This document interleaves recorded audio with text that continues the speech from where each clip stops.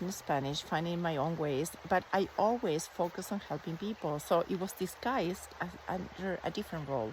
And I'm telling you all this because that led to interpretation. And I realized I'm still interpreting for somebody else, but I have my own voice, my own inner alignment. And that noise started becoming really, really, really loud and bothersome. And the more I repressed it, the louder it became.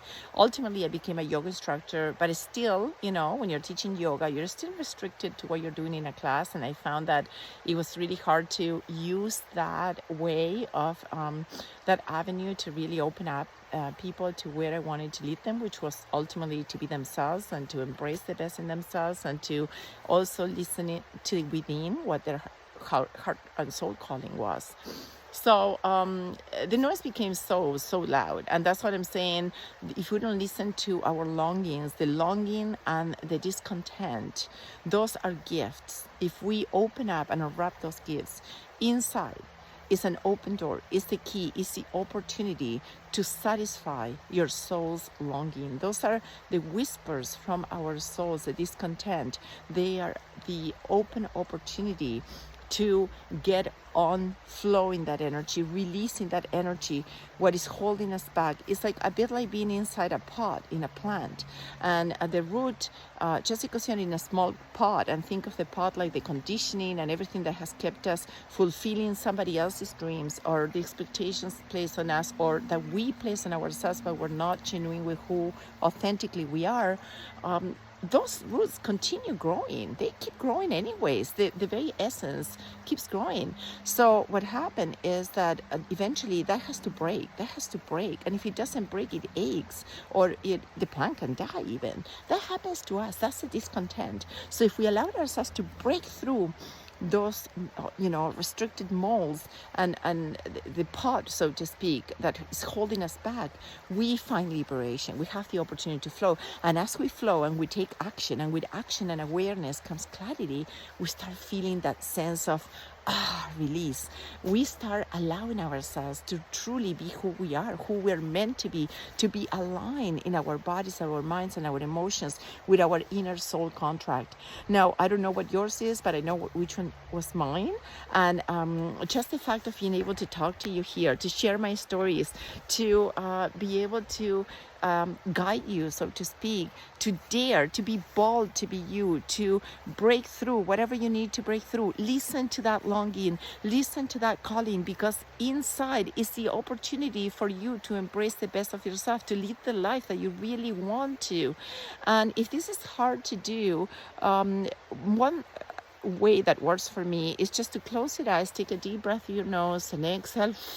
Let it all out, and then just visualize. Keep your eyes closed and visualize what would be your ultimate self, your future self, if you were to forget about all those fears, forget about the container that restricts you, forget about the current circumstances and any excuse that you may have and how long you have kept yourself from growth. What would you do? What would your life be like? Envision, how would you feel? How would waking up in the morning will be different? That is the being that you want to be. That is the very essence of you, and you deserve to embrace it fully. And everybody else in the world deserves it.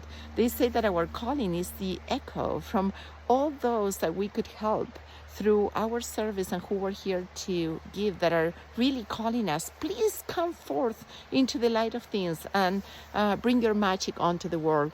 So I just want to say that whatever voice is really loud inside of you that you're repressing is not going to go away, and you better listen to it, because you're going to feel so much better the moment you take action. One little step. Think about it. What is one step you could take today towards embracing that version of yourself? So for me, it may be to post this video and talk to you. It may be coming from a run and writing a poem where I can put on paper truly what my soul is dictating and then act upon those instructions. That is so liberating. That makes me feel fulfilled, and that is the fulfillment we are looking for. We cannot buy it in Amazon, in a purchase online. We cannot find it in the next fix, going to dinners or whatever. Yeah, all those things are amazing, but they're not going to fulfill that longing. So I'm not saying everybody's in this boat, but those of us that are still have not fully aligned our outer reality with our inner calling, we are going to feel that discontent. That discontent is guidance, is the light that gives us clarity. And you know how you'll know you're stepping in the right direction? Because you'll feel your energy will be different. Your mindset will change, your energy will change, and that very energy change will start magnetizing the opportunities that you need. Don't worry about the results. Don't worry about, who's going to hire you, how are you going to survive. All that will take care of yourself if you just dare be you. So I'm doing it. I hope you come along the journey. I'm just maybe one little step ahead of the game. I'm sure there's many that are further along, but I cannot hear them. They're too far. So I'm here for you to hold your hand, to flash the light and shed light on whatever you need, to find strength within you, to listen to yourself. If it's not me, if it's not now, when? The time is now. So connect with your why. Why do you need to do this? What is propelling you to do what you came here to do? And why not do it? Why not do it? Life is ticking. Like life keeps flowing like this river. It will never stop. We might as well just jump onto the cold water and go for it. So I challenge you to today take one step, just one step. I'm going to go home and write a poem and maybe post this video. You too, think about what will be one step to deposit onto your path with purpose, because that way you doing what you need to do and me doing what I have to do, following our hearts, will get to our destiny, and this will become a flourishing, beautiful world. So having said that, I'll see you soon. Subscribe. Peace. Namaste.